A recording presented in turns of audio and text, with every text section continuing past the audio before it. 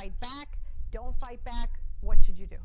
This phrase from one expert I spoke with struck a chord. He told me every crime is like a snowflake. Every victim is different and every attacker is different. Every setting is even different. Criminal profilers are loath to tell you always do this or never do that, but one thing you can do is be ready. We have a crime problem, and the best person to look after you is you. But how? A gun is the first thing that comes to mind, but what if you don't have the training or the permit? I turn to local gun shops for options. This guy is the great equalizer. An expandable police baton.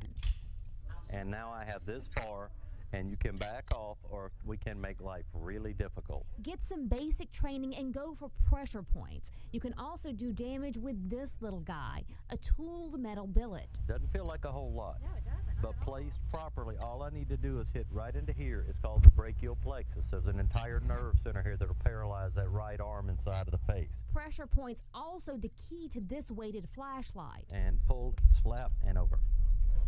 You okay?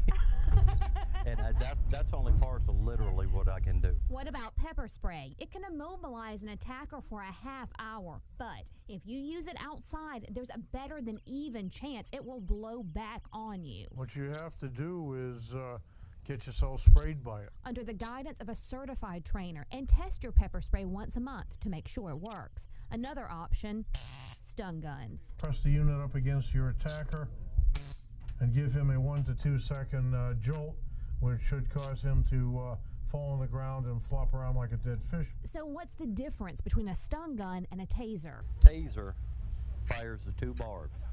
You have 15 feet of cable. The problem is, you have to hit the attacker with both barbs or the taser won't work. What if he pulls out those barbs and ends up angrier? What if he's wearing a leather jacket? A taser would not remotely be one of my first choices. Experts say the self-defense tool you choose is all about you, how much training you're willing to get, and what threats you might face. The key is to consider those questions now. If you find yourself in a crisis situation and you've thought about it before, some instincts take over. When an attacker approaches and the adrenaline starts flowing. And the idea is reasoned response rather than frantic reaction. The key is training, training, training. So where can you get it? Let's take a live look at our WTO Solutions Center, if we can pull that up. Well, we posted a list online of self-defense classes. And coming up on The News at 11, is carrying a gun the self-defense choice for you? Well, I'll have answers to the questions that you need to ask yourself first.